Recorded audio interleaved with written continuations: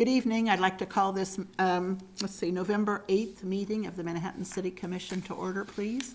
And we will begin with the roll call and announcement of a quorum. So, All right, thank you, Mayor. I'll do that. Mayor Morse, present. Commissioner Hattasol, Present. Commissioner Reddy, Present. Commissioner Butler, Present. Commissioner Motta. Here. Mayor, we have 3 commissioners, we have 5 commissioners present, and the quorum of 3 is met. Thank you. Appreciate it. It's a tongue twister, isn't it? If you join me now for the Pledge of Allegiance. I pledge allegiance to the flag of the United States of America and to the republic for which it stands, one nation, under God, indivisible, with liberty and justice for all. Okay, and we have a single item on the agenda for this evening. This is a work session, and our topic is to discuss a planning effort for Sunset and Sunrise cemeteries. And I can tell that Jason Hilgers, Deputy City Manager, is going to lead the presentation. Thank you, Mayor. We also have quite a few Park and Rec admin staff here, including our cemetery sexton, Mike Moeller, as resources for you all to ask questions, because I certainly don't know as much about the cemetery as Mike does or others in the room. But we do see our cemeteries in a position where we're about to transition. Sunset Cemetery has been the go-to cemetery for our community for decades, and we've reached a point at Sunset where we're pretty much sold out and occupied. We do have some opportunities with some columbariums. We need to explore those and bring back some options for you all. But a lot of our attention is going to turn towards Sunrise Cemetery out off Stag Hill Road. There's plenty of opportunity and land there, and Mike and his staff have done an excellent job with the assistance of Casey Smithson, our park superintendent, to create even more opportunity. And Mike can give you greater detail on just how much is available there, but I've heard him say in the hundreds of years we could move forward with Sunrise. But with that comes opportunity to look at how we use space. This is a Sunrise office. It's a residential piece of property that came when we purchased Sunrise. It was built in the 50s. It has been used recently and in the past as an office. It's where the public comes into and engages with future potential burials at Sunrise. It does not meet ADA today. The shop space out at Sunrise is also showing signs of age and wear and tear, and it's compromised in terms of space as well. So we would like to engage in an analysis not only of Sunrise but of Sunset. Sunset, we have the old cemetery sexton's home, which is at the corner of Leavenworth and Sunset Avenue. It has not been occupied since 2018. Most of the work and office interactions are done through the shop just north of there. And it's prompted some discussions internally about just what is the future of that property.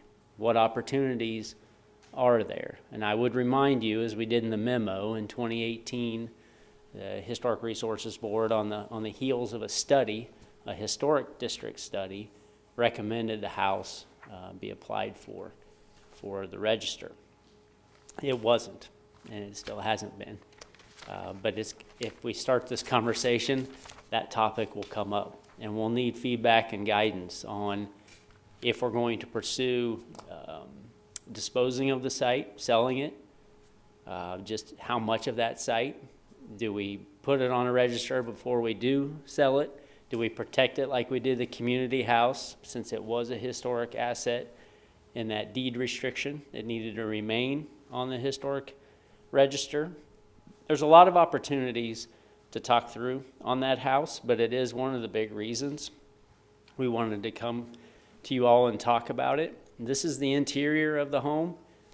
It obviously, I think it even made its way to the facade study that we did within the community that identified all the stone houses.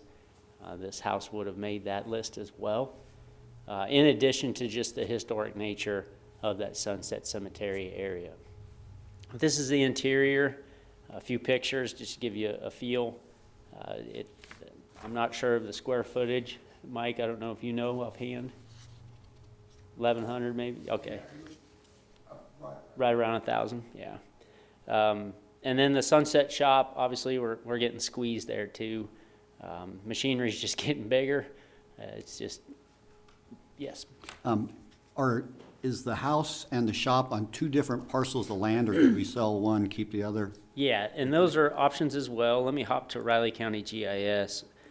Should be able to pinpoint that for you. So we have actually two pieces of property there. This is the lot that the shop and the parking lot essentially are on. You can see here it's just under a half acre of property. And then the stone house is on its own lot, about 1/3 of an acre. Is the shop a stone building also? No. It's not. Okay. It's not. And we can zoom in there a little bit, give you a frame of reference. If this is something the commission would like to explore further, I would highly recommend some tours to where you get in the house, you get in the shops, not only at sunset, but at sunrise as well. It's aging infrastructure. It's got a lot of challenges to it. No different than when you probably toured for the street shop, Norm shop, El Paso for the park shop. These facilities are going to be similar in nature.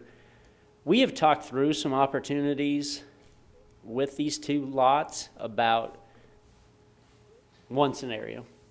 You sell them both. And you take the proceeds and you go build a shop inside the cemetery that can meet your needs today versus trying to use this space. The neighborhood probably has a lot of interest in this. You've got users to the north that probably have some interest. Parking is a premium in this area. Wyatt and I and others that were involved in a meeting probably 5 years ago in this room that involved the sororities, the fraternities, the neighborhood, the park, the little Girl Scout cabin, and just who is using what. And there was constant jockeying for position on parking stalls. There were sororities very upset they had to walk from K-State campus to that neighborhood. They fill up those side streets. You've got pressure in the neighborhood from those folks. There's an opportunity here. Not sure if it's the law office just to the north or the church in that area that all struggle for parking. It's going to start also the conversation of that park and how this parking lot is used on a daily. And it is. It's not regulated. There are clearly folks from the east side of Sunset using that parking lot. The Girl Scout cabin does have some use. We still have an agreement. I'm not sure we've updated that agreement in quite some time, but there's still some use there by the Girl Scouts. And you all are very well aware of the park area and how coveted that is from the neighborhood. We go and not, we didn't mow for a while, created that butterfly habitat, and we heard about it. It's an area of the community that gets a lot of attention, a lot of eyes on it. So we know if there's interest and there's support to move forward with anything surrounding these two properties as an alternative or addressing any of the issues in this park, we're going to need some time. We're going to need some time to work through issues with the neighborhood. We're going to need some time to work through issues with HRB and the local preservation groups to bring back information and alternatives for you all to give us guidance and direction on. Tonight is really more about how does this impact, hit you? Is it something you support us looking into? It's gonna ruffle some feathers along the way, talking about using some of these properties differently. But I truly do believe there's a revenue stream here potentially to help us address some of the issues of aging infrastructure and really adjusting to an operation within Sunset Cemetery that it is today, and not necessarily what it was decades ago. So looking for feedback on reactions and thoughts concerning the stone house and the lot. You combine them, you've got really close to 3/4 of an acre. It's a pretty sizable piece of property for this neighborhood to come available. You could keep them separate. You could also replat that line to include that drive to give this house somewhat like an alley access, because every other property along here has a similar layout. There's alley access back there to a lot of garages and a lot of places where people park, because it is just that difficult to find on-street parking. Lots of options. You don't have to sell either of them. You could sell one of them. You could look at what kind of revenue you could generate from one versus the other. And again, we're going to have to go down that path of really exploring how do we want to handle the historic nature. Clearly not on the register today, neither property. Is there a willingness or a desire to get that on a historic register?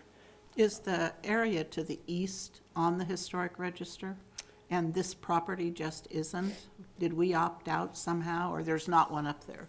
There was a district explored Yeah. back in 18, 19, and Wyatt or Alfonso, if you know more about this, please chime in. But we didn't react to that recommendation.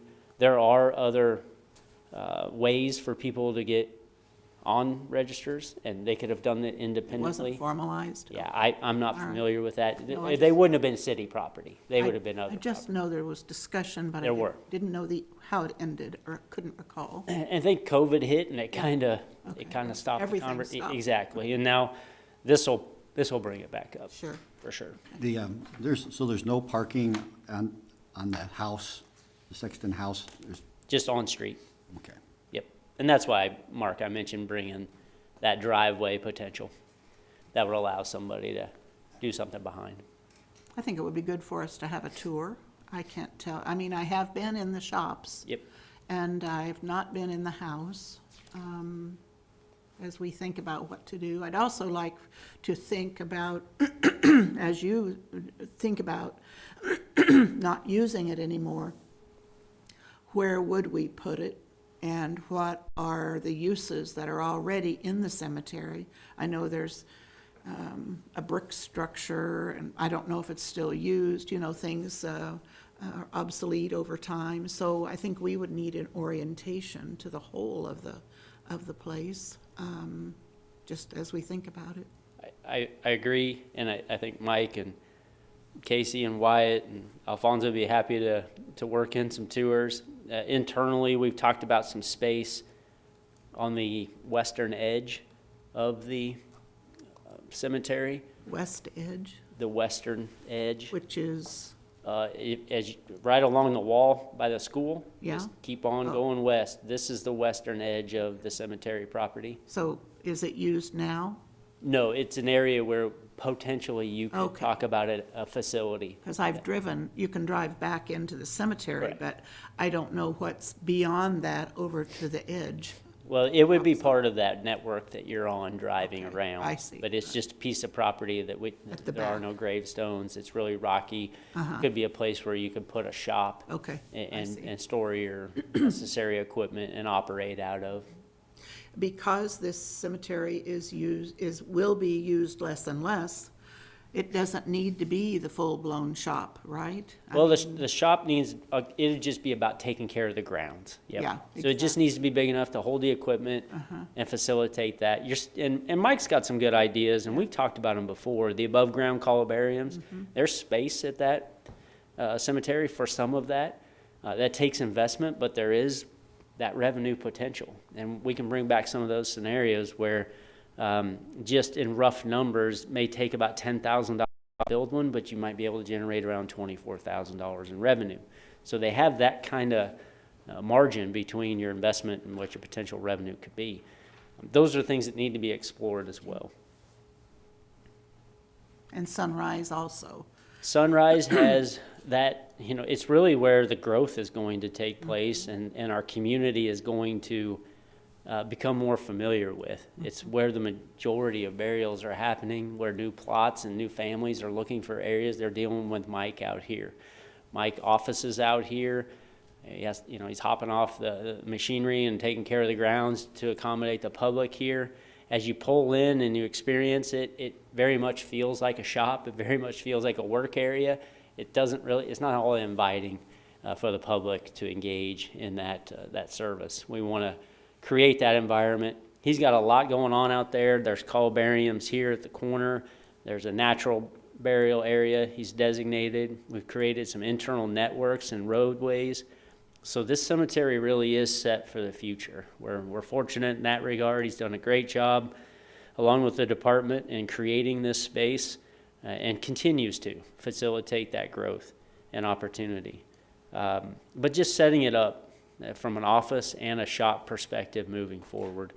It's really what we're attempting to do here is master plan both cemeteries for the next several decades and position them to work into the 20s, the 30s, the 40s in terms of accommodating our public and our cemeteries.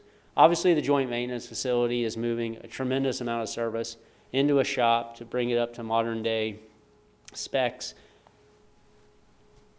We believe it's time to do that with our cemeteries as well and look at different ways we can structure this, revenue, options, and alternatives, but ultimately create strategies that you all can give us guidance on, our community can give us feedback on as well.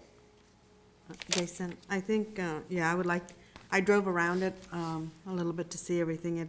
Some of those areas are kind of like an eyesore where some of them, I like the retaining wall around the Sunset Cemetery, but when you look across from it, you can tell it's not kept up. So I think I would like to visit. From the outside, you can't really tell a whole lot, but a tour would be very, very helpful. Did the cemetery board have any conversations about this? Mike can comment to that, and I believe Wyatt was there as well. Our last board meeting, 20th of last month, we had told them that we were going to start this process with you folks, and they didn't have a lot to say about it other than hoping you gave them direction on. Yeah, I think it's very important to see the potential of both Yeah. areas, and especially if we've outgrown one and there's no more capacity, to look at what we need to do at the Sunrise plat as well. I would certainly like more options and cost estimates, just to fix up something, or how much you would charge somebody for something in some of these areas. You said parking was at a premium. I completely agree with that. You also brought up the Girl Scouts. That area is unpaved. Do we just leave it unpaved? And some of those areas are just stone, just rocks. So is that how they want it left, or we can't do anything with that? Part of the problem with paving that parking lot across from by the Girl Scout house was the watershed would force a flooding in that church right across the street. That was the biggest reason that was never addressed. So it absorbs the water then? It slows it down quite a Slows it bit. down a little bit. Okay. Just like gravel roads. Right. Opposed to dirt roads. Dirt roads are going to absorb water and slow water down much better than a gravel or blacktop road. So that was intentional? Yes. Okay. I just wanted to be clear about that. Cost, combination of both, the alley, all of the scenarios you proposed, I need to see some kind of an idea, first of all, what it would look like, and second, the cost, and a timeline of some kind. Definitely, we need to do something about it, and I would like the cemetery board to be involved in that process and in the discussion, if they want to be a part of whatever committee you set up, or if they want to be part of the discussion, I would certainly like for them to have their voice heard in that sector, because they're the ones who are meeting more often than we are on these concepts. Right, I think the point we need to start is you folks visiting up with me, coming up, doing some tours, and then engaging the community in the neighborhood. Of course, we'll have some costs for you by then. How long do you think a tour would take if should we plan about a couple of hours if we did like one or two at a time? I think we can do it in less than 2 hours. Okay. All right. Then I. The sunset's gonna take you about 45 minutes. I can get it done in about 40, depends what questions you ask. Sure. Get me talking, I'll talk a lot. So, I'm very passionate about the cemeteries, so, Yeah, I think the more information I So have, you- the better, so, for all of us, in fact. I would say 2 hours would probably be plenty to do both cemeteries. Okay, thank you. Are there other questions from commissioners? No, Mike, I remember doing a massive tour with you a couple years ago.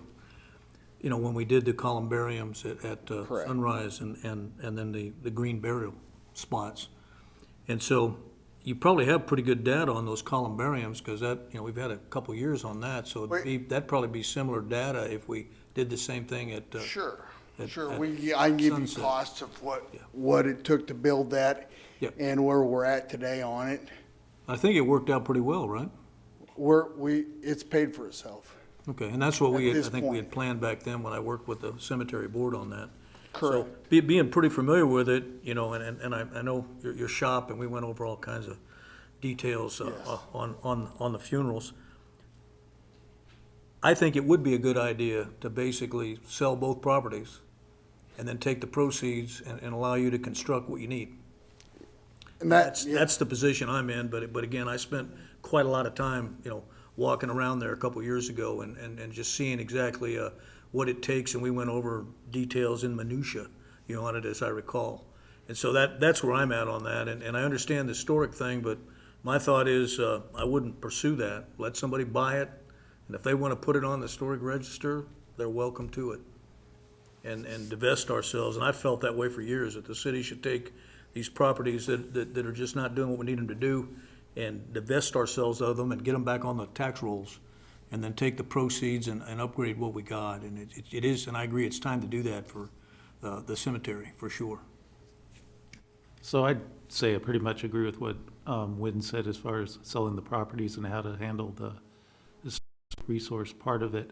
But I think there's a lot of options you could look at, and to try to work them all out tonight, won't be able to do that. But I think that's not what you're asking for. You just want the go-ahead to go looking at what to do, and I say yeah to that, and you'll, like you said, you're gonna talk to people, and you're gonna get all sorts of different input one way or the other, and then we'll just need to sort through it. yeah. This is gonna be at least a 9-month endeavor, just to, Did you say 9 months? Okay. from an okay standpoint. If you okay. Yeah, that makes okay as sense. for us to look at this to further, And we're at this looking at point, 9 months to get with the, Yeah, and again, my input is go for it, Yeah. let's do it.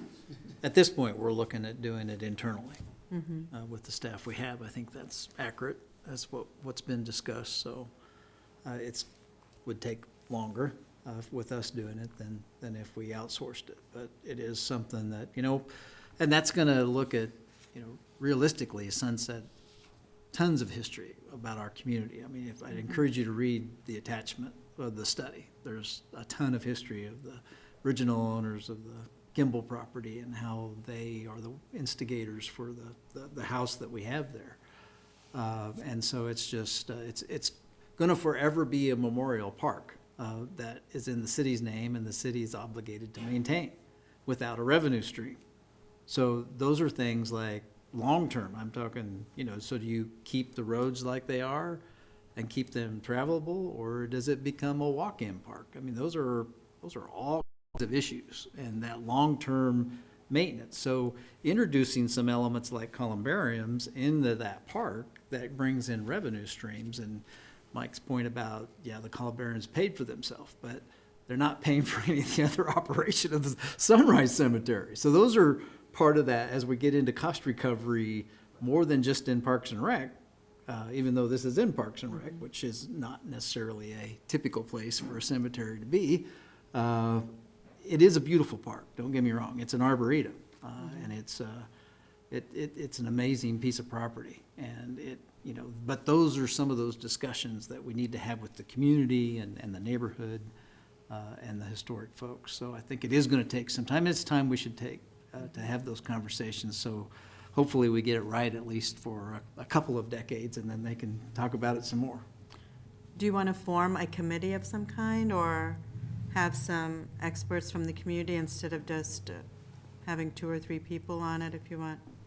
We talked about that a little bit, Commissioner, and just knowing the neighborhood like we do and knowing the historic preservation groups like we do, we feel like they're the stakeholders. We're going to bring them to the table. I don't think we need to necessarily pick individuals for a committee, because I anticipate very large groups giving us feedback. And when we come back to you all, they're going to be here giving you feedback as well. It's a coveted area in our community, and people are going to have very strong opinions, items and issues like Ron mentioned, but just the gamut. And Commissioner Motto's right. We're going to get it from any and all. Everybody. And we're going to have to, we want to be strategic. We want to be cost conscious, but we want to be respectful to what's going on as well. So it's going to take some time. But I think we can work with the community and the stakeholders without necessarily a committee, because I do think a lot of them will be in the audience talking with you all about your decisions. Yeah, just as long as it's transparent and open for people to participate and their knowledge of it. And there is something to be said for history in Manhattan, and people are very passionate about that aspect of it as well. So I think those are the things I was looking at when you have these discussions. Yep, we're committed to that. Lots of stakeholders, as you said. Okay, that's good, thank you. I 9 months sounds agree good. that we need to keep an historic perspective, and I appreciated your comments, Ron, because I know that this community, that community area will be interested. But I think this isn't just that neighborhood.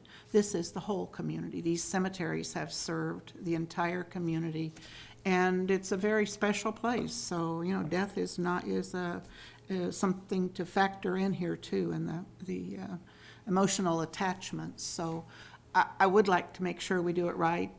I don't want the absence of a committee with a focus to mean that we disengage with the public. I mean, we do that sometimes, and I'd rather not see it happen with this project. I agree but I think the commission needs to understand the broad operation, and so I feel like I need an orientation. I have had tours, and I've never buried anyone there. That's the ultimate experience, I think. But I would like to become more familiar with it and the operations of it. I don't understand. I don't have information. I don't feel like I have information about the financial side and the number of burials and that. It's not something I've paid attention to, Mike. I'm sorry. Well, it's not something we bring up in Yeah. this room a lot. Right. And you sit down with Mike for any period of time, He'll tell you. it's an education. And I've been educated in the past few months, and it's really opened a lot of eyes and ears towards what they need for the future. Well, I think those 2 properties on Sunset should be pretty valuable, $350,000, I would hope, at least something like that. And so that ought to get you a good start on a new building out at Sunrise. And yeah, and I don't want to keep the shop on Sunset just to store a couple of mowers for the thing. So if you can figure out something small tucked away in the corner there, so that we can sell the shops also, I'd be in favor of those, and then just putting the money in out there and, yeah, obviously not abandoning, because you can't abandon Sunset Cemetery, but get all the operations out there where the action is. I'd like to make sure the house, is the historic nature of the house, whatever that means, to a potential buyer. And I would not want the city disposing of it physically, certainly selling it as the preferred option to preserve it. That's what I meant by that. Yeah, and, but the shops, I don't know that they need preserving. I think that could be reused possibly, but, you know, I want to be respectful too, so there may be some aspect I'm not thinking of, but certainly willing to consider. And I hope you can, you know, tuck it away so it isn't, and it's not a bright red building in that nice quiet area. And I'm glad that the columbariums have worked out. I'd like to, you know, I don't think we've had much of an update on them, their financial viability since they were constructed, and I'd like to know more about that at Sunrise. I assume would be comparable at Sunset, and I don't see it as taking a huge amount of room. I mean, certainly I think if we put columbariums at Sunset, they'll sell twice as quickly as Okay. they have at Sunrise. And I'm not talking about individual columbariums like we have at Sunrise. I'm talking about actually spending $20,000 and making $48,000. Well, That's no way going to comp any maintenance on that facility, but it's gonna pay for that and build more and give this community what they want. People want to be in Sunset. Yeah, that's true. While we're talking about that, and I remember several years ago, there was a big discussion about the city wanted to, so somebody might buy 8 plots for their family and only 6 were ever used, so 2 are sitting there. Whatever happened, I've never heard the end of the story. What happened? What happens, it used to be they sold lots as 12 to 20 burials. Yeah. But they were small burial lots. Okay. They were 16 by 22 or 24 foot, which created a grave space of 3 by 9. Okay. And if people at that time, they put large stones. They put stones as big as Yeah. this out there. Exactly. With foundations twice that size, which took up. But there are unused lots, and I know there was a plan to There are, and there- resell those or We allow them can to because be. the land was deeded. Yeah, It wasn't.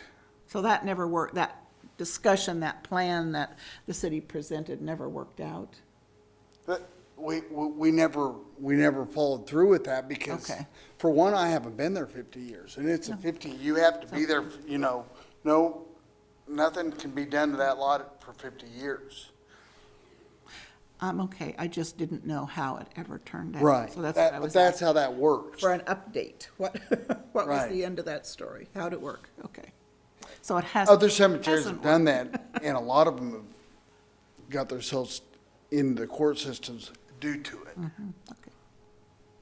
Well, I think it's time for us to take a look at it again. I don't want to do anything radical or dramatic, but I think that there are possibilities. There are people here that might be interested in adding something to our discussion also from the neighborhood. If you'd like to come forward, we'd be glad to hear from you.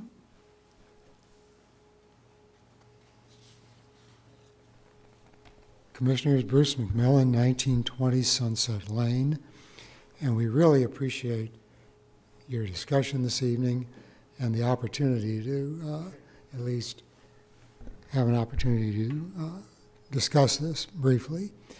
Even though Commissioner Hattisall said we would not have any comment tonight, I'll be brief. Thank you. And Mel Borst is here from the neighborhood as well. I am the co-chair for the Landmark Water Tower Neighborhood Association, and most of you, if not all of you, have been to a yard party or 2 or 10 at my place over the years. And so you're well aware I'm about a half a block east of this property.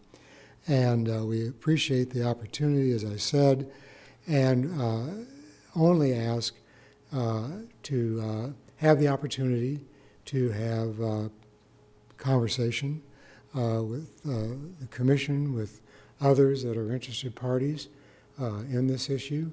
We are sorry that we don't have Mike in the neighborhood anymore, but the property obviously is strategic. The residence is strategic. There are at least 3, I believe, register listings already in the neighborhood. The Borst home is a register listing, as is the Saroff at 1906 Leavenworth, and a local register listing for the Schenck Hamlins at 1922 Leavenworth. If there are others, I'm not aware of those. Mel may have those on the tip of his tongue at this point. But those would be the only ones I'm aware of at this point.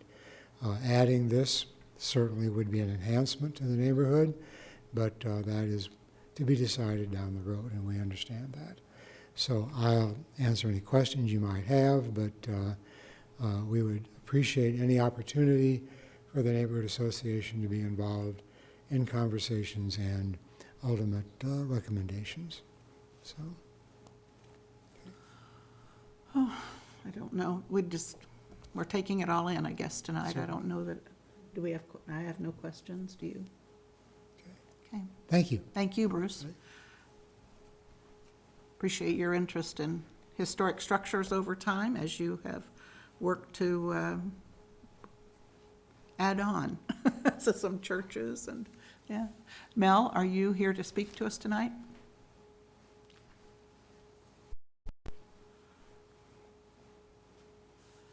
Good evening. Good evening. Mel Borst, 1918 Humboldt Street. And I really do appreciate the approach that the staff is taking, and Mike and everybody on this. It's really important. And I think Jason's comment about how COVID kind of short-circuited the cemetery district study, I think that's a good place to get back to here as we start forward with this new thinking on the future of the Sexton's house and the property behind there. And I just agree with everything that's been said this evening towards that. And looking at the brief before the meeting here, the idea of perhaps looking at a register listing, and this ties back to the district study, I think, too. But I believe that if there's some designation like that for the Sexton's house, to where the exterior could and the grounds could be similar to what it's been historically up there, I think that would be a real plus, not only to the community and the neighborhood, but also to the potential new owner of the place. And that could also include grants and tax credits for the improvement of the property as well. So, and as far as the half acre behind the house, doing something that might enhance the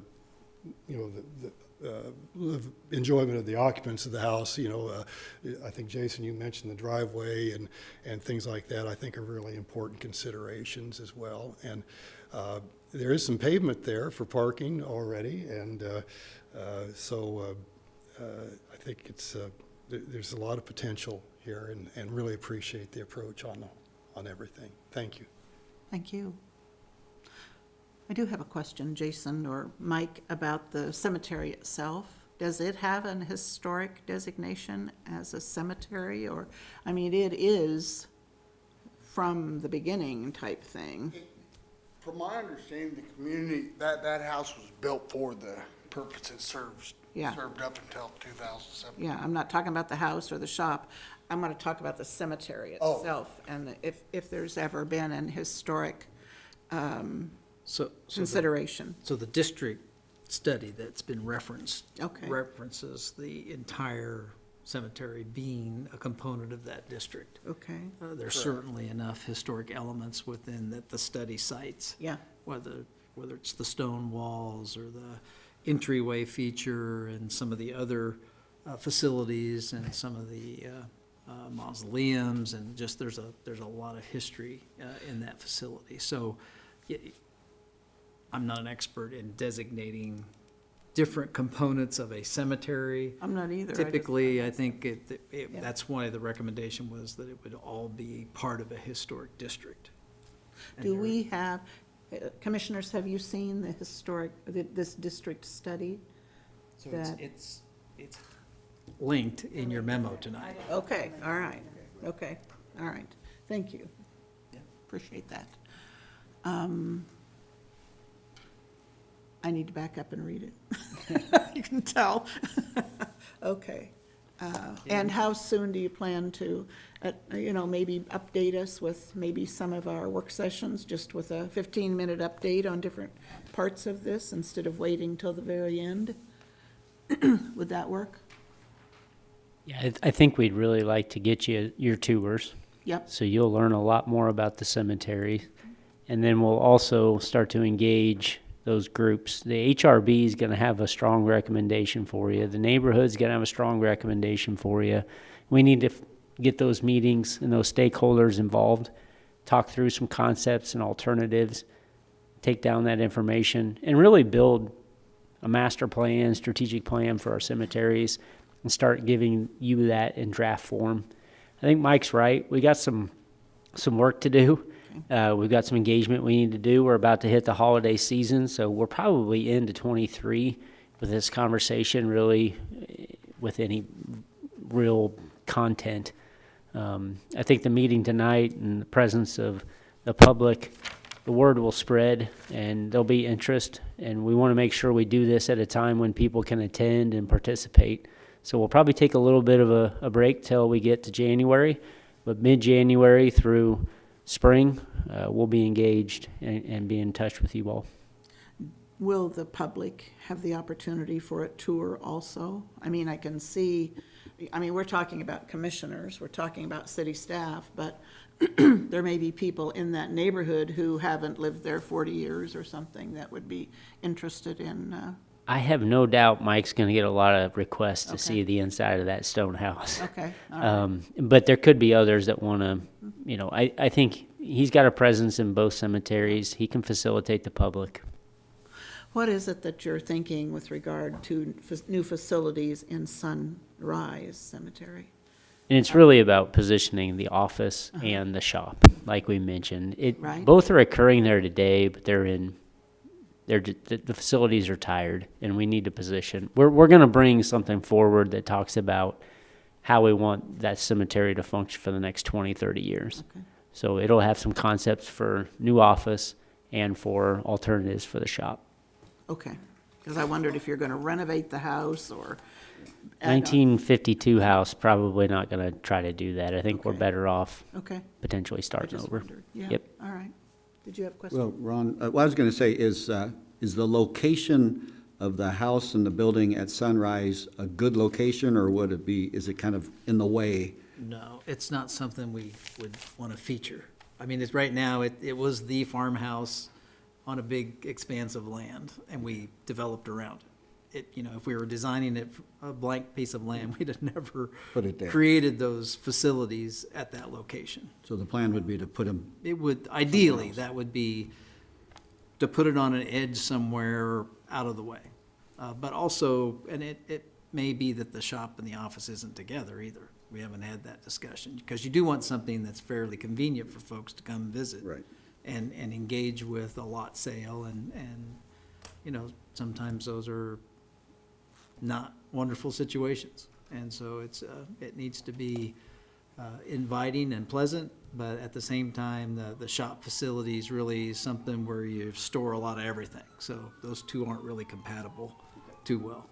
We want to be mindful of infrastructure, private and public utilities. Okay. Extending those is pricey. So we want to make sure, if wherever we go with these facilities, that's why I think you're going to see options. There could be a preferred option for where the buildings go. We may not like the budget on that, just to extend all those utilities. But those alternatives, letting the community react to some of those, getting input from the neighborhood, getting input from staff on their preferences as well is kind of our goal.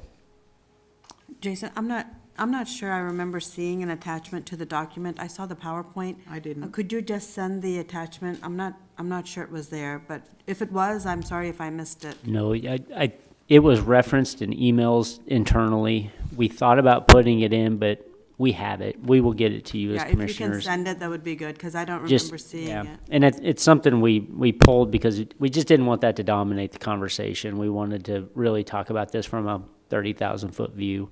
We'll get you that study. Yeah. We No, have that's- it. Yep. That's good, because I was looking at it and I said, is that it? Because it was like the shortest packet I've ever received. Exactly. Was the memo and then the PowerPoint, and I couldn't find any other documents. Ron saw it in the packet holder, so I know he read it it was in SharePoint.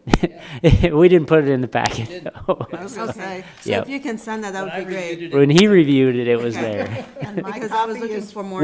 We will get that out. Thank you. my copy is from Friday, so I figured you sent something. No, you're since then correct. I hadn't seen yet, okay. We just didn't want the meeting to be about that Well, and district. I don't want it to be about that Yep. either. It's more background. But I think in the context of the tour, eventually, not tonight. Yep. In the context of the tour and as we think ahead, I think having that study and trying to figure out how old it is and, we're doing a new study, so. All right, is there other information? Seeing no other members of the public. Staff, do you have other comments? Are you satisfied with the discussion and the direction we're, The only question I have. please come up to the microphone. Sorry. No, you're okay. So the people at home can hear. Yeah. When would be a good time or time frame for you folks to meet? Speak into one of the microphones, yeah. To meet for a tour? And we can coordinate those, Mike, Yeah, we'll through our office. coordinate. I Yep. just wondered if you had an idea. Someday when it's over 60 degrees. I mean, we could do it on a weekend if we had. Well, do you want us together or apart? What's the, That's entirely up to you. I can do, Yeah, I I think can we do have- 5 tours, or I can do No. 25 tours. I think you can do 2 at a time, Okay. but not 5. We have issues with Yeah. open meetings. We'll get But, some yeah. dates out to you with some times. Yeah, so however it matches up, Yeah, why don't you pick some dates and some times? I'll do and that. The staff, get with- administration will send it to us, and we will let you know which ones we can do and when. okay. City manager's office, Lauren Page is really good at Scheduling. herding us. Thank you. Okay, thank you very much, Mike. It's good to see you this evening. Wyatt, you too, you haven't said much. You've got any comments you want to make? I don't have anything to add. I appreciate the discussion, and we'll work with our team to put together a strong public engagement plan as well as that master planning strategy and keep you updated as we move through that process. Okay, all right, thank you. Thank you very much for your attention this evening, and is there? Briefing session. Exactly. That's what, city manager's briefing. Thank you, Commissioners. Appreciate that. It's been a while since I've had one of these. 'Cause I know. Jason did it for me last time as I was on vacation. So I think probably, why don't we start with the planning chart? That usually has a lot of interesting components. The next commission meeting on the 15th is a pretty full evening. We've got Beyond Tomorrow Steering Committee recommendations, and there has been some discussions about commissioners being on that, and some commissioners have concurred with that. Others have said maybe we don't need commissioners on that. So you recall that that's one of the places at briefing sessions where we used to have about those discussions and who might be interested. That was right before the meeting, but so I thought it'd be good to bring it up to see how you wanted to do that, and if there's commissioners that are interested in that, you could say so now so that we don't have to repeat that at the commission meeting.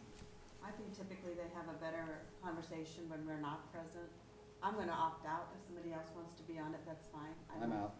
Yeah, I'd like for them to do it, no holds barred, on where they see it going. No, this one's just for the downtown area? Yeah, this is to update the Downtown Tomorrow study, which is Beyond Tomorrow, I believe is what we're calling it. And it is And the it's- master plan for like 20 years, so it's what we It's really cite. focusing on the areas that have not been redeveloped. So east of Fourth Street, and south of Pierre, that area, and some of the other areas that, in that we didn't really address in the previous north and south redevelopment components. Including the McCall Road connection or not?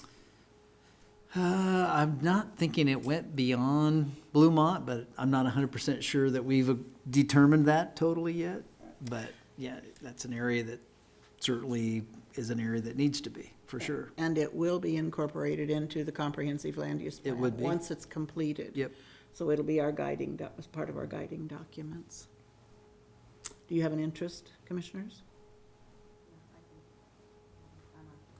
Okay, I think. Okay, when? I don't think it's, You could- there's somebody necessary, it was just asking for your interest. Well, it has some impact on the Manhattan Housing Authority and that discussion and workforce housing and some of that. So that's one thing I'm interested in, is that it doesn't try to derail some of those projects. It's not going to be done in time. Right, I think it should, I think that's why I wanna stay out of it, because those are two different things. They, not derail someone, Okay. what is their? You could go and just Listen, watch. listen. Yeah, I don't wanna do a lot of input, I just listen. wanna, get a feel for which way they're going. I know Gina's very interested in it, I've talked with her about it. Okay. I'll probably join her in on that.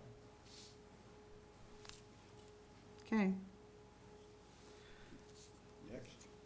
All right, moving along, we anticipate having some bid openings on the Juliet Points, well, we've had bid openings and we're awarding a contract for the intersection project there.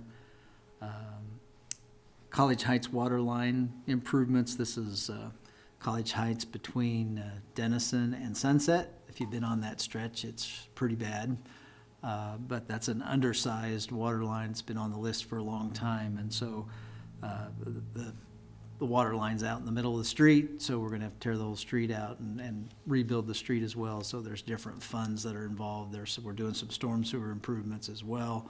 So it's a combination of water funds, stormwater funds, and street maintenance funds that will do that project. We have, and then we're gonna issue some temp notes on that particular project.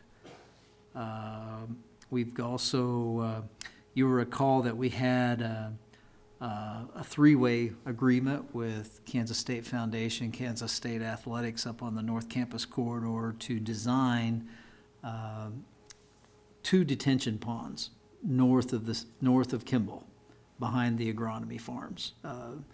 And one of the things that study showed was that if we build these detention ponds, it will greatly benefit downstream towards Northview and reduce flows in that particular aspect, as well as K-State, through all of their construction they're doing with their master planning rearrangement and the practice facility and the new volleyball facility, they've diverted flows that used to go Campus Creek to the north, envisioning that these would be necessary. So this is, and the best way to accomplish this would be to an amendment with Ebert Construction on that North Campus corridor phase.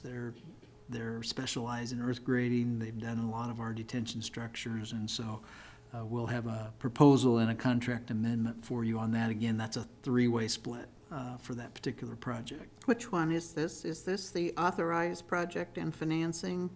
Except, it the North except Campus proposal, corridor North Campus detention? corridor detention. Okay, what is the one above that? That's the temp notes for the, Temp College For Heights. College Heights, okay. Yep. Okay, thank you. and then down in Aggieville, we've got an Aggieville sanitary sewer improvement that we need to do. You recall, we're burying the electrical and some of the other telephone and other components there in the 1200 block between 12th Street and Manhattan. That project's underway right now. While we were there, and then we're going back in with brand-new alleys on top of that once it gets done. So we reassessed the sewer line that was there knowing that if something ever happened with it, we really didn't want to have to tear up all that new stuff. And so it was built in the 50s. We relined it in I think around 2002, 2004. We did a sewer lining on it. But we've re-televised it, and there's some sags in it.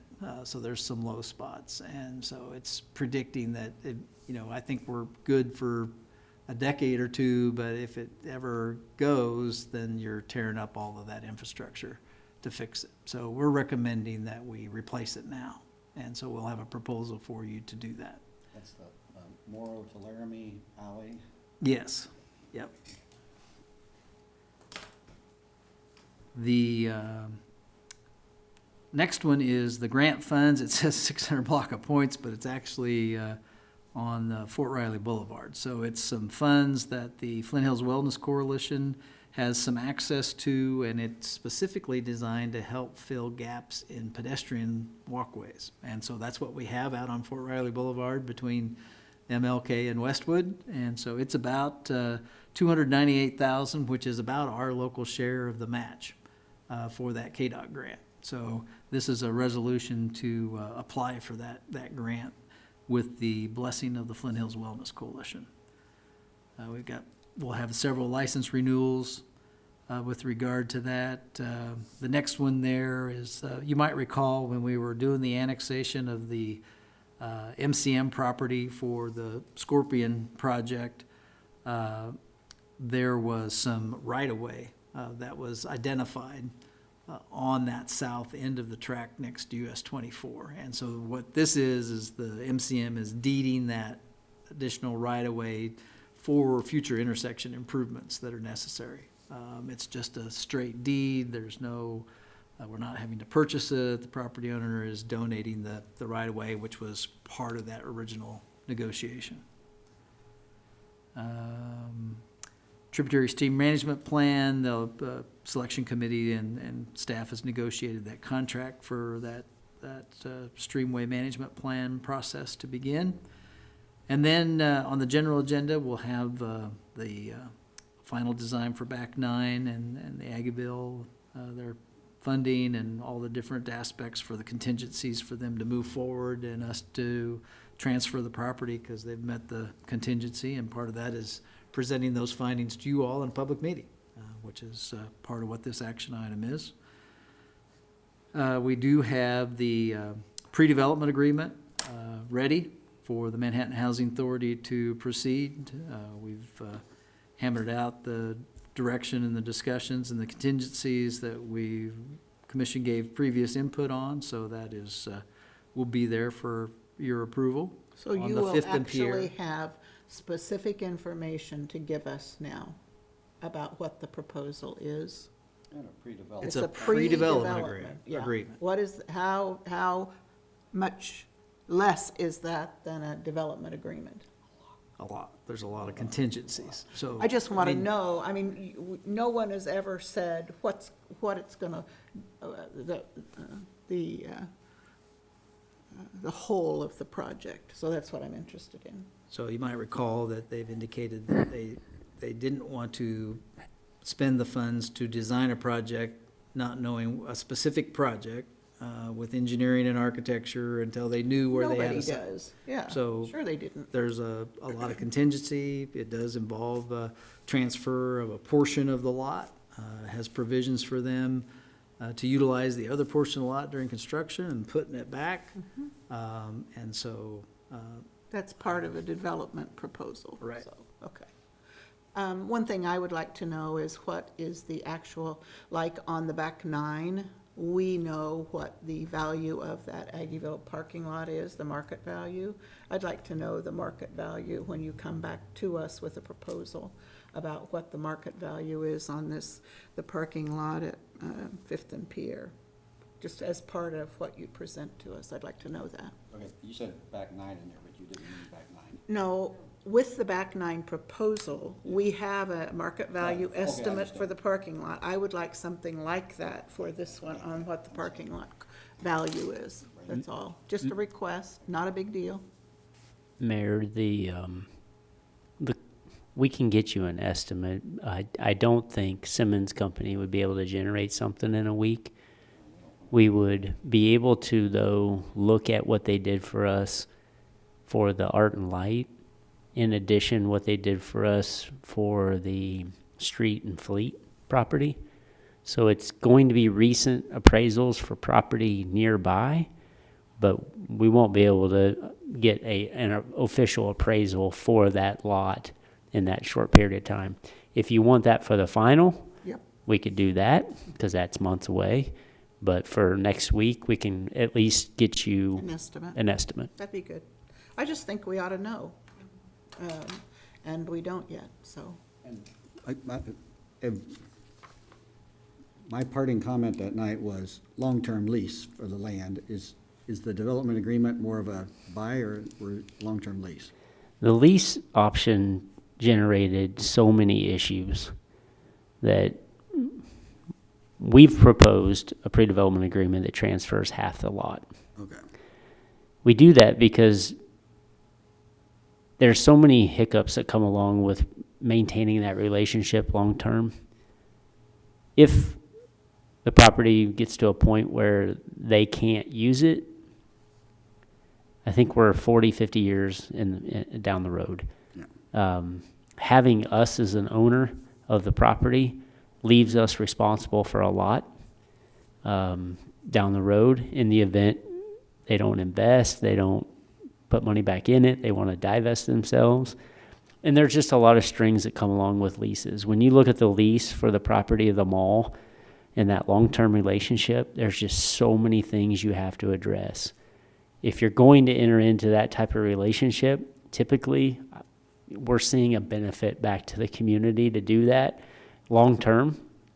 And here it's really the only reason we would stay involved is if it fails. And then you got to step in and pick up the pieces. And I'm not sure that's exactly where the city wanted to be. If it is, you all can tell us that. But at this point, we felt like it makes it easier for them to get their project done. It makes it easier for the city in the future. There's not an obligation.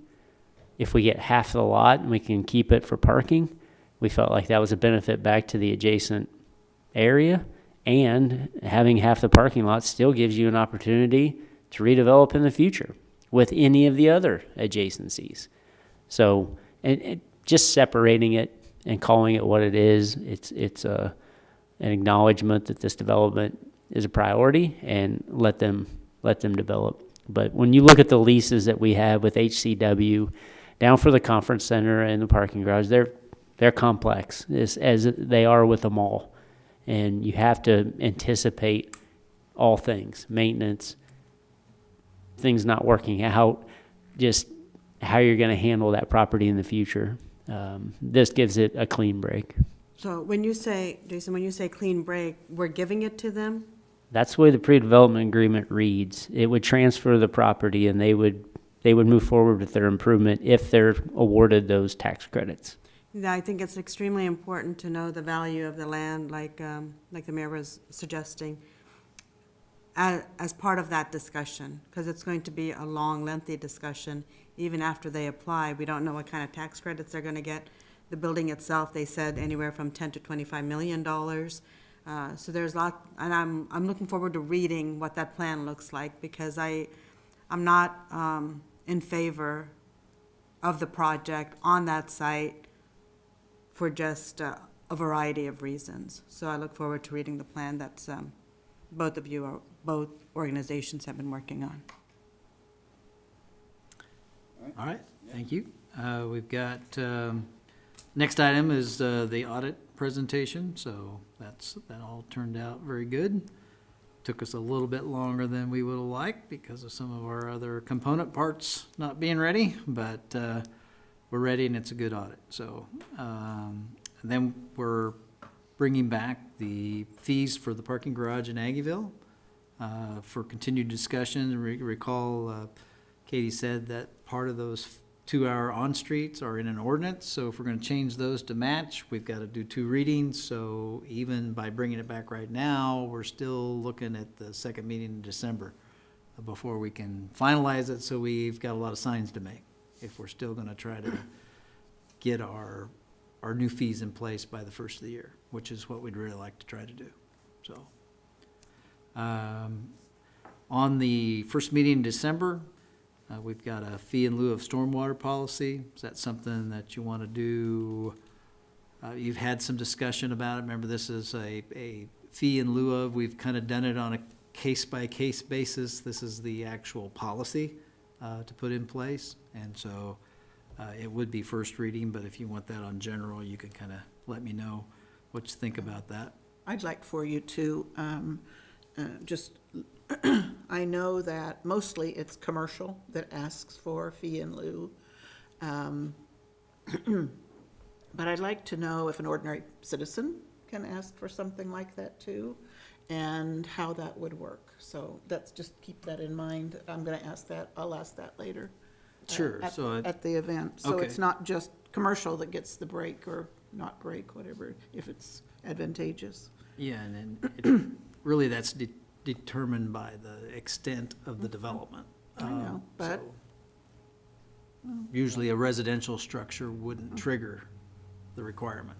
Now, a big apartment complex would. If it says that, I don't know. Yeah, okay, thanks. Yep.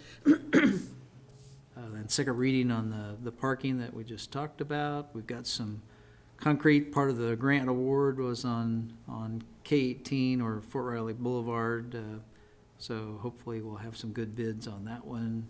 We do have our first change order on the runway project, and this is for tree clearance. That would, Where do we have trees on the runway? so these are on the approaches. On the far end? On all sides, but each end, this East. happens to be on the east end. Yeah, yeah. In that neighborhood, so That wasn't accounted for in the. it was, they've determined they have to do more than what was accounted for. And FAA has come in and done that, and they've done some additional measures, it's all eligible, so, anyway. They're The, telling us to do it, apparently. Hopefully are gonna be in a position to recommend an award on Fremont, so between 14th and 11th. Remember, that's the ATA grant we have there to redo Fremont Street and do the bulb outs there at the Manhattan entrance and some of the ATA bus stops there. What grant are we doing? It's a No, ATA grant. it is. It is a Okay. transportation grant. Yeah. That That they applied for. They applied for. From KDOT or from, I assume it's through KDOT. yeah, okay, good. The street, water, and storm is where the money's coming from. That's not what we're replacing on Fremont. We'll be doing a lot of upgrades to all the infrastructure there. I'm not sure about the water line. I think most of our water infrastructure's good there, but Okay, right. we'll be doing some other improvements there for sure. We've been talking about this for about We have. 5 years. It's been Well, on the. and all during COVID, so I'm not critical. It's just been a long time and we're finally doing it. That's great. It's one of those projects I'm Yeah. pretty sure we designed in-house, which, to try and save on the expenses, so that Well, was and we some of have the a challenge we grant, had. you to- found a grant to help underwrite it, so Yep. that's good, okay. We've got a couple of plats adjustments. They're pretty minimal up in the Lee Mill area and the Little Kitten area. Planning board acted on those unanimously yesterday. Last evening, we got license renewals. We've got couple of lease purchases on some tractors for Parks and Rec. We've got a ratification of a temp note sale, and then we're bringing you a resolution to increase the fees on the platforms downtown, as well as some maintenance responsibilities on those particular platforms. So they were good.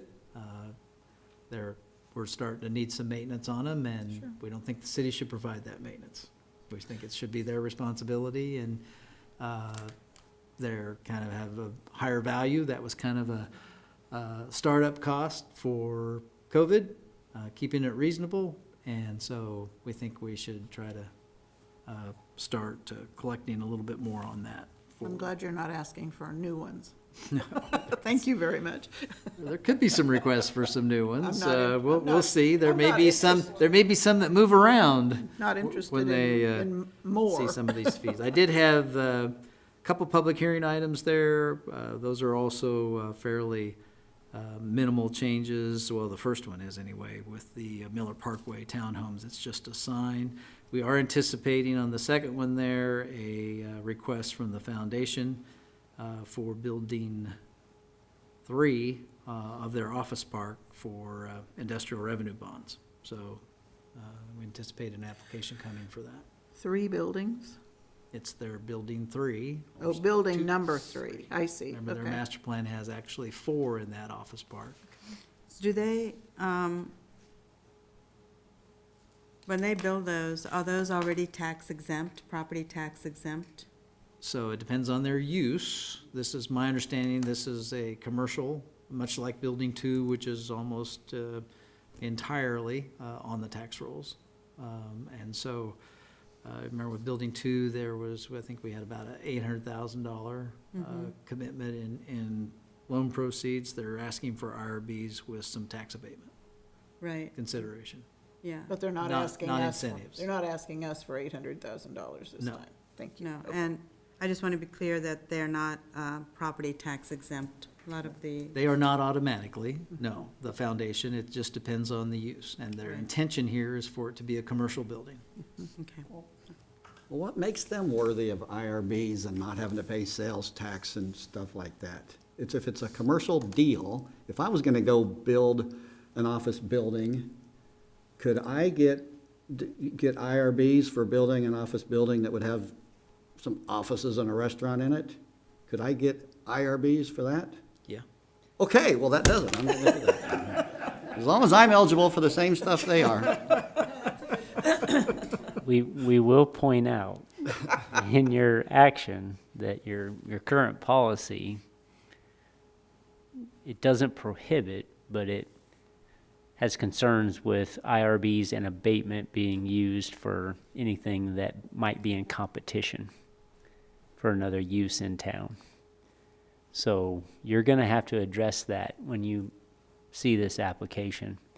Something that you have the ability to waive, but the policy that was established in '03 identifies this. So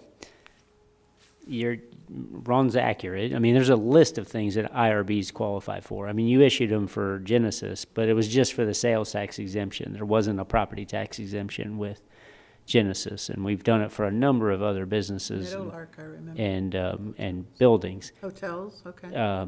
We didn't do it in Aggieville. They asked, but we denied, the governing body denied that, but we have done it for other hotels in town, especially the ones downtown, near the south end. So, yeah, you have a policy out there. It'll allow it by law, but you all as a governing body have a policy that you'll have to address in terms of moving that application forward. We'll So probably, the sorry. issue is whether to allow both IRBs and tax abatements at the same time. Is that Correct. right? It's both. They're asking for the IRBs. They won't need the sales tax exemption. They'll be able to actually get that under their own tax structure, but they will be asking for the 10-year abatement. So I, yeah, Under our new proposal for, turn yourself on. The spec building, based on that new spec building Yeah. deal? Okay. now that's not what they're coming in under. Oh, The spec building is for manufacturing, and it's for a minimum, I believe, 50,000 square feet, and it's 5 years. And then they come back and talk to you all about how they're doing, and then you might grant them another 5 under that program. This is not that program. okay, what program entitles them to tax abatement? It's really within your discretion whether you're going to allow it 100%, but by law, they qualify. So we did it for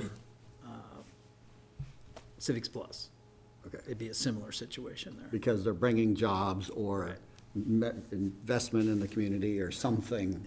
That would be a more comparable comparison, would be the Civics Plus building, where we exempted the upper 4 floors, but not the ground floor, because there was a tax-producing Thing. location there. I think it'd be helpful to have some history like that. It is. How many projects we've ever allowed. You'll have some strong. Sure. So, Very, very few get the IRB and the tax Right. abatement, but all Florence did. Civics Plus, obviously still. You've got GTM, Manco. There's a number that have leveraged not only the abatement but also ED funds. As Ron mentioned, it doesn't appear as if they're pursuing ED funds with this. There haven't been any recent ones. Those seem all in the past. Civics Plus is 10 years old. 2012. Bev Hub, we did a little bit on the expansion only. So the tall grass initial was not an abatement. Bev Hub wanted something bigger, but we only gave it to them on the expansion for 10 years. So, And there haven't been many where both went through. But anyway, recently. yeah, I it's been a feel while. like, I feel like we did approve some, I don't know, with Scorpion or some other ones where they did, or something that had IRBs for tax, for both sales tax and property tax. I can't remember which ones recently. I feel like we just did that not too long ago. But I would like the full document. Like you said, I don't think I've ever known the do's and don'ts of IRBs. When you say, what does competitive, when they're not competing, what does that mean? I don't know exactly Yeah, what that means. that's our internal policy. We'll attach that with the item. Yeah. IRBs in the state of Kansas can mean a lot of different things. They're very broad. Very broad. They are. And they're used a lot. And we've used it a lot, again, really just for that sales tax exemption on construction. We kind of handed that out to a lot of groups along the way. That's not what this is. This is about not paying property taxes for 10 years. Yeah, I think that, and I think Mark also brings up a good point, if everybody's eligible for it, because I think it needs to be fair to the rest of our community members, because there's so much on campus that we don't collect taxes from, where our residents and businesses have to pay the taxes. So there's this hesitancy. And it's kind of a shame the foundation doesn't have a little bit deeper pockets on this deal. And they're not asking us for 800,000 again. The other item there is my evaluation. I don't know if I'll have it ready for that night or not, but if it might likely move to the next meeting on the 20th, if it's not ready for that one, but I wanted to get that out there and let you know it was coming. Work sessions on the back. We hadn't really targeted one for the 22nd. I know there have been some discussion, I think, at the last briefing you had with Jason about we've talked about a future meeting with the park board. We've been providing that information. I just sent you that. There was a lot of good information on yesterday's park board agenda that we put in your mail folder. It has a lot of good attachments. They're doing some engagement on cost recovery with the board. I'm not sure there's a lot to discuss with them right now. I think there will be in the future as we look forward to that. We did interview 3 firms today with recruitment assistance for the director's position, so we'll have some more to talk about that in the future. But otherwise, I don't see a need for the work session for that purpose. And if there's another item, then we can certainly take a look at that. We're anticipating on the 13th of December to have an update on some of our city board updates. I don't know if you've read some of the things. City of Lawrence has just decided that actually they have an action item on their meeting tonight to pass a resolution to study their 45 boards. They have 45. They're forming a committee. And that it may be something that we do, and they got that from Bozeman, Montana, and Corvallis, Oregon, who are also doing that. We So, only have 26. Right? anyway, Stop a minute. Sure. So we would not meet on November 22nd or November 29th? correct, Is that, so we'd go 3 weeks with no meeting? without a work session. Yeah, without a work session. Okay. by law, right? Sure. Yeah, we generally have not met on the 5th Tuesdays. There's usually only a couple of them. Okay, There's some well- extra ones. Thanksgiving week, no meeting. And then we typically don't meet in the week between Christmas and New Year's, and then we get back to some of our RCPD updates on the first meeting in January, first work session in January. The CVB one comes in December at the second legislative meeting is when that typical update comes. And then that 24th work session in January is when we want to bring some of our fee reviews to you. We're looking at fees, not just in Parks and Rec, but everywhere, on all of our aspects. So we want a work session there. Another fifth Tuesday pops up, and so as we're looking at plugging in items, I did want to bring up some dates for commission retreats, looking at possibilities of either January, typically we've done those on a Friday, so January 20th or January 27th could be possible options. Okay. If you want to take a look ahead at those and see if there's different aspects of that. And those are some things we want to visit with you about relative to our strategic plan and how we're doing in that regard. And then the other thing is the legislative luncheon or breakfast, depending on availability. The session starts on the 9th this year. So that typically we've done it that first week in January, which we meet the 3rd. We'll have a legislative meeting on the 3rd. That's the reorganization meeting. Then the 4th would be a possibility, or we could try to move it in December if that was be something that you want to try and tackle it a little bit earlier. So don't know that I need specific responses yet, but something you might keep in mind and give us some feedback on. I'd like to try to do it in December.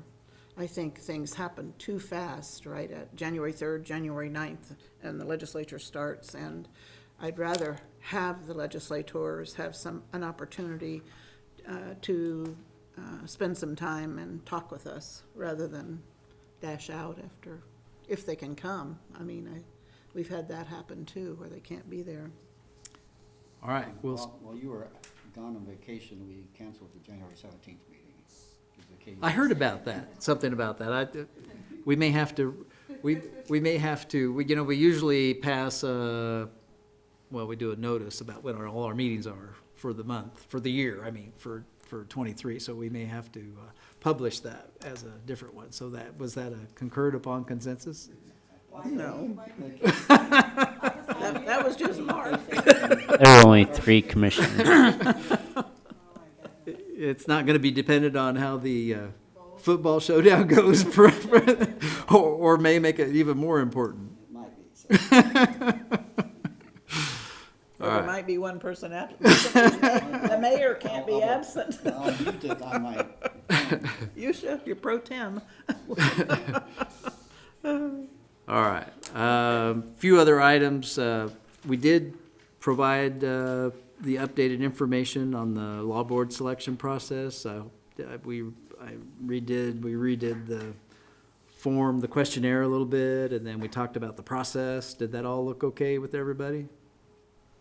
I mean, we can still adjust the process. The forms are out, and we're asking for those updates now. But if the process that we talked about was after those come back, each of you would get those and then make recommendations to the clerk's office, which we would pass on to the mayor. But mayor would know who was making it. It wasn't going to be anonymous. I think it's important the mayor knows who's making the recommendations. And I think the process is fine, to change it the way you suggested. Okay. I did see it on social media about law board that we're doing appointments, and if they would like to be a part of that. Good. Did the ones that are already put in an application get the other new form? they did. Okay. Yep. Yeah, I think the way you wrote it up in the memo and everything that got sent out was good. I think the social media write-up was a little confusing, but what you sent out to us was pretty straightforward. Okay. All right. Thanks for that feedback. Just some upcoming meetings. We got possible joint city-county meeting would be here next Thursday. Items are due this Thursday, if there's a discussion item you want. there. I will be at NLC. On the 17th? Okay, The National League of Cities is 17th, 18th, and 19th. gotcha. So Yusha and I would be there. Okay. And then we've got the intergovernmental, which would be the last one for this year, would be Monday, November 28th at the Bluemont. I thought it was the 18th, November 28th. November 28th. November Okay. 28th. All right, thank you. And then we've got the Veterans Day Parade coming up. Sounds like it's gonna be Temperature's going cold again. And you're all on the truck together, so Okay. since it's not realistic for the public to be able to engage with you on the truck, you just need to talk about the weather that day and no city business. Sounds like we might be talking about the weather. And I think you're all planning to attend the Tech College groundbreaking later that afternoon, so in that aspect. So that's another one we're not planning to notice. The Little Apple Brigade is Saturday evening, and we've got Linda and Mark planning to attend. Mentioned the National League of Cities that Linda and you are planning to attend that. That was a reduced rate for Kansas and Missouri officials, so that was good. And then we got the notice for local government day is January 25th. So, Mayor, that was all I had to cover. So, don't know if you all have something. I wanted to ask, I know that you had interviews for a new municipal judge, and I've never heard anything about if you've hired yet, or if that is still is in process. Yes, and I thought we did make that announcement, but maybe we didn't. So. Whisper it since the I will follow up with you on that. Please do. No, I know you had interviews, and I came by and met both of them. I know we have made a Brief. selection, and that candidate has accepted. Okay. And so I'm not sure why we haven't announced it yet, but I'll find out Not tomorrow to worry. morning. It just occurred to me to ask. Sure. Are there any other questions do you have information you'd like to share with us from some of the activities that you've been involved in? And I assume, Ron, it's okay, I can stick the flags back on the fire truck You bet. tomorrow or Thursday and put the bunting on so it's decorated? All right. Absolutely. Thank you. Yeah, I have a few things. Ron, myself, and Mark went to the Abilene dinner by the League of Kansas Municipalities. They covered their top 10 policies for legislators to be discussing, and those were in a previous notice also from municipalities, so we can put that out. We sat with the city manager from Wamego and Concordia and Abilene. Abilene. Mhm. It was a good discussion. It was really good to see everybody and talk to everybody. We had, good to talk to everyone, like I said. I wrote down some things here. NLC, we're going to the National League of Conference next week in Kansas City, both Linda and myself. We're going to attend several of their sessions. It's good that they're in Kansas City. I'm happy about that. Adabus is running their bus routes free this whole week so that people can know more about it and utilize it more and see if that's something as an option for transportation. I'm on the Adabus board as your representative, and we passed a program policy which is DBE, which is Disadvantaged Business Entrepreneurs. And that's where there's some policies where you have to get some other businesses involved in the contract and bids. So you're not sending it out to the same stakeholders, you're more inclusive within the 110-mile radius. And we passed that, it's just to be more aware of what we're doing, and this helps us get certified from KDOT. The Riley County Mental Health Task Force also had a meeting just last week, and Robin Cole and Karen's still on there, so there was a few things that they brought up that was interesting. I think they're right, we had 2 co-responders. I think we're down to 1 co-responder now, so there's a lot of work that she's doing. Bren is always up on everything. Stabilization Center is constantly full. Medicaid is paying for 32% of the total folks that are coming and going out of, I believe, the Stabilization Center. Via Christi has also been very busy with mental health patients. I think she said, let me see. They had a total of 193 admitted for the last quarter. The average time of wait time was 19 hours, with 4 hours being the shortest and 80 hours being the longest. So there's, To be admitted to the hospital? to be admitted, to get a bed. A bed? They've been in waiting in the ER room because they just didn't have enough. 90 hours? Yeah, they've just been so full. So Robin's going to try to set up a meeting with some of our legislators to talk about federal funding that's coming in and to make sure to meet with KDAD and some of the other folks that are involved in workforce issues, with the behavioral health issues. And take a look at the hospital, Wichita Hospital, Mental Health Hospital is also getting very full. So a lot of mental health issues going on as far as staffing, but also there was just more individuals needing more services around the area. I spoke to Cub Scouts last week. I don't know which troop it was, but one of they had wonderful questions. One of the questions one of the adults had was, I just heard Jason mention the Girl Scouts. So do our Girl Scouts use the Girl Scout house for their meetings over there? Some of them do. There's still an affiliation, and I don't know why it may know more about that than I do, but not necessarily all of them, but there are some groups. And is that free to them? Yeah, so there's a long-term relationship Okay. with them and how that property came about and how that facility came about. So they help, my recollection was they helped fund that facility originally. Okay. So can others use it? Is that your question? Well, they were wondering if there's a space for Cub Scouts to use that's free, because right now they're just meeting like in basements of churches and such. And they didn't know if there was something like that where they could also use something. Wyatt will know. Yes, there is a specific troop that is a party to that agreement for the Girl Scout house. So it's not all the Girl Scouts in the community, as far as I understand it. That agreement dates back many years. And so I don't have the details in front of me to know exactly when and how, but no, it is their exclusive use. And so the other groups in town do not have access to that space currently.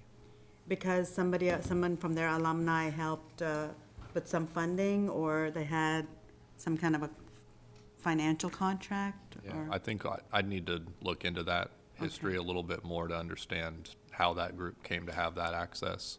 Okay. Because they wanted more information. I didn't have the information. I thought it belonged to Riley County, but I wasn't sure. But I heard Jason mention Manhattan affiliated with that.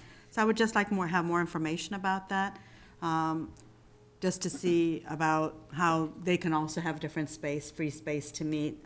They're in need of spaces to meet, and right now they don't have as many as they would Can like. the Girl Scouts make arrangements with another group to let them use it would be an additional question. That's a question for the Boy Scouts to ask the Exactly, Girl Scouts. yeah. Right. I didn't know if that was even accessible I to don't them. know either, that's why I was. Well, So- they do maintain the facility too. Yeah, they do And maintain. They pay the utilities. We don't pay any of That's that, between so. them. Yeah, I I just know, needed but to know it'd be an who owns it. idea.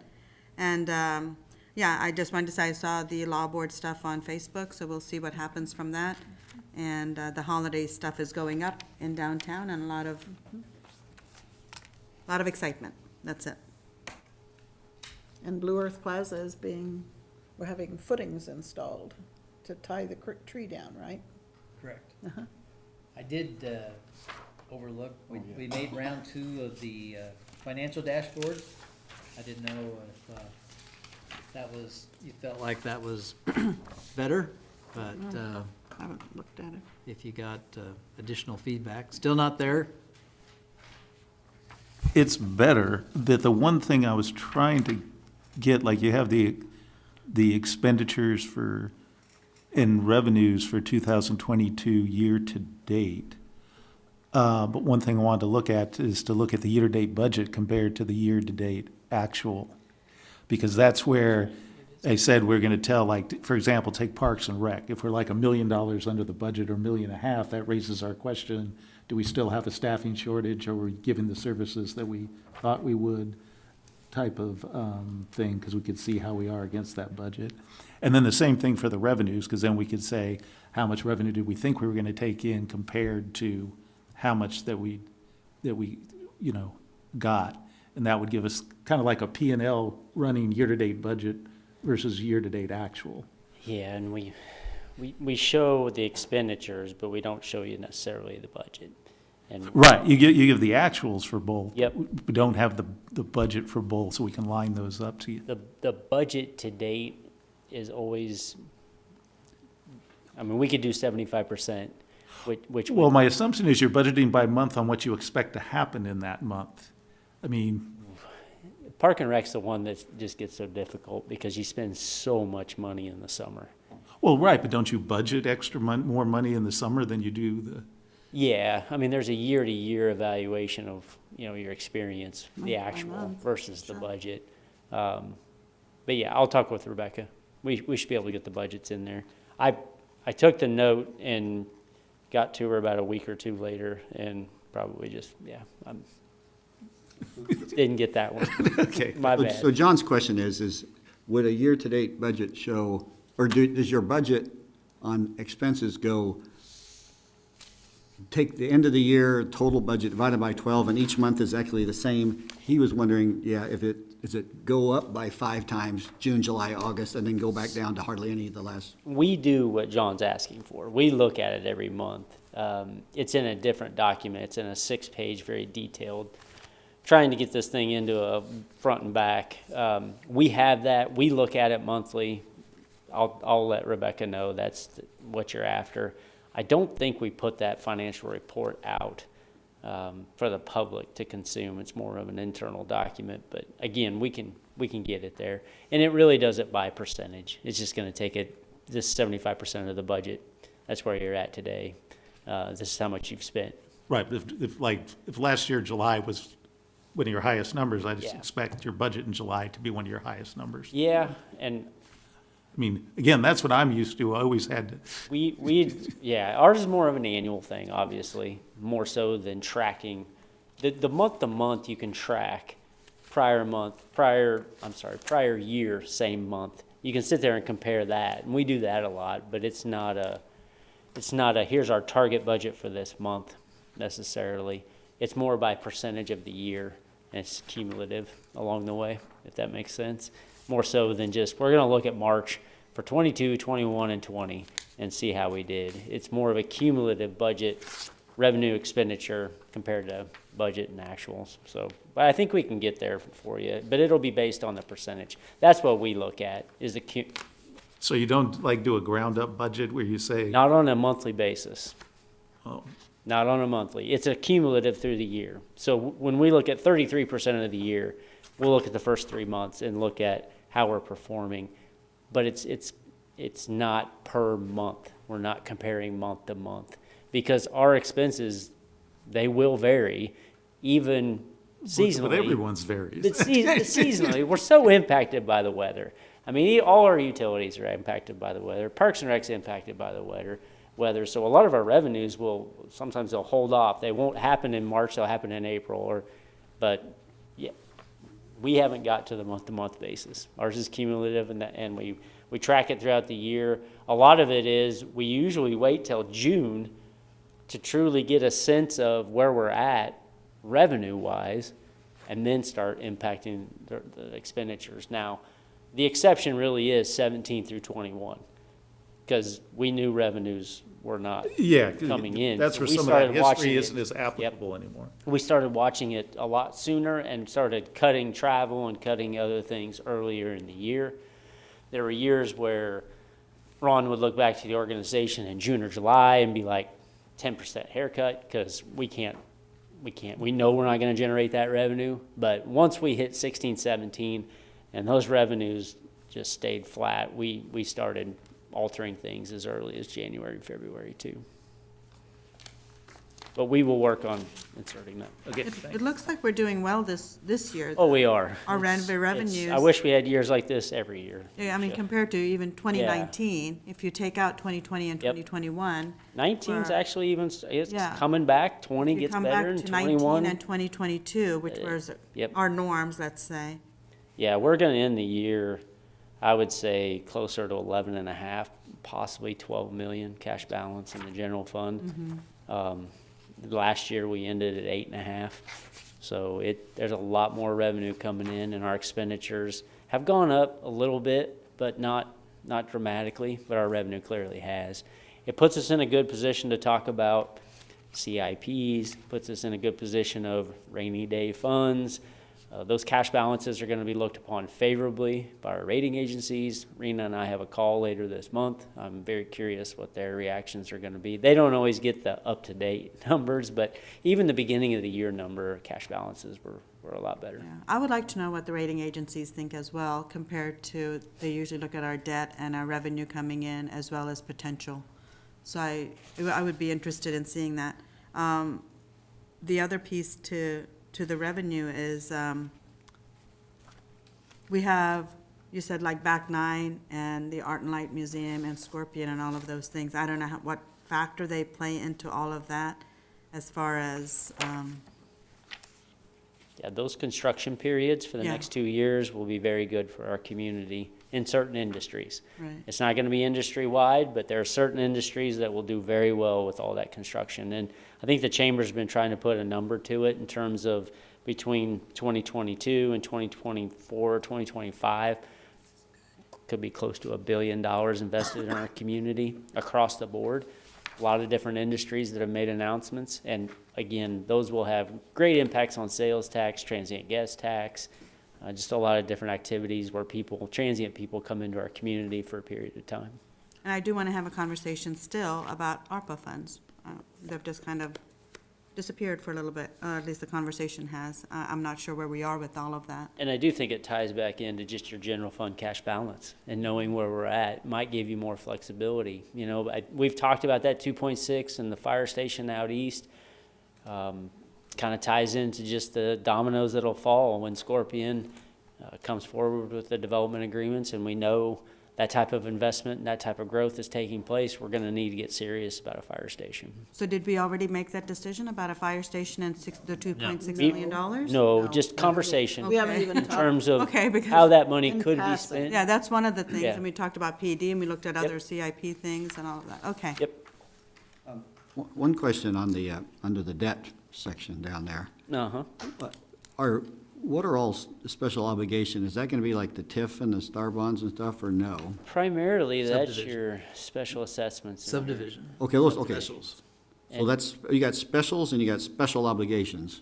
But, okay, you're right. There you So go. more on the TIF side, more on the Star Bond side. Star Bonds, obviously, we reissued, so those have special obligations Obligations. from revenues being generated Right. within the community. The specials are the street highways, streets and stuff in the subdivisions, but, okay, special obligations are TIFs and. If you look back at our debt percentage by total debt 7-10 years ago, those two were over half of our debt. It's definitely shifted to that city at large. We used to be able to break down the 280 million in debt that we had. This is probably a decade ago. 70 specials, 70 downtown, 70 city at large, 70 utilities. You can't do that today. Yeah. Almost half is city at large, which is all the stuff we've been doing to issue temp notes to roughly $100 million in the last 3 to 4 years. That's where your debt is. It's a huge shift from where we were a decade ago. Our debt load hadn't really, I mean, it's grown. It's obviously still around 300 million, but it has shifted away from subdivisions because we don't see that growth and that demand, and the downtown redevelopment debt has basically paid off.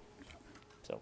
And we'll be coming to talk to you about the importance of some cash balances in our bond and interest fund, because that's what's shoring up the general fund obligation. So those are some components, and just expand a little bit on the discussion about, yeah, there's higher revenues, but I was at Pot County yesterday morning giving my bi-monthly meeting or update, and they had the Public Works Director report on 2 used vehicles they found. and the used vehicles were way more than what they had budgeted for new vehicles. So if we could buy vehicles, I guarantee you, we'd have a price crunch on materials and components. All of our supplies are much higher than what we budgeted for. So we need the extra revenue, assuming we can buy it to begin with. And that's just a whole nother element that's challenging for us. I am without a doubt. glad to hear lumber's coming down. So Hopefully so so. some things are leveling out a bit. Yeah, housing is coming down, we have 7 and 8% mortgage. Well, the All evens costs of construction are coming, things are dropping. That's good news. Thanks for the feedback. Appreciate it. You guys got anything down there? Okay. Is there a motion? I move We it. would be ready to I adjourn. move that we adjourn. We have a motion and a second to adjourn. Mayor Morse, Yes? Commissioner Hattasol, Yes. Commissioner Reddy, Yes. Commissioner Butler, Yes. Commissioner Ramada. Yes. Okay. We are adjourned. Thank you very much. We're adjourned.